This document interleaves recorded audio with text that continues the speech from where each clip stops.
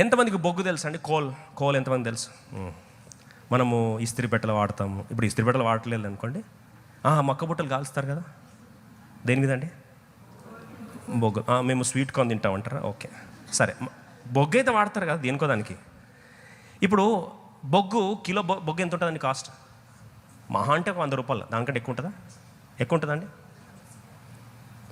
ఆ బొగ్గును తీసుకొని 100 రూపాయల బొగ్గును తీసుకొని భయంకరమైన ప్రెషర్, అంటే ఎర్త్ సర్ఫేస్ ప్రెషర్ కంటే 50,000 టైమ్స్ మల్టిప్లై చేసి ప్రెషర్ అప్లై చేస్తే 1600 డిగ్రీస్ టెంపరేచర్ కింద దాన్ని ప్రెషర్కి అప్లై చేస్తే ఆ బొగ్గు ఏమవుతుంది తెలుసా? డైమండ్ అవుతుంది, వజ్రం అవుతుంది.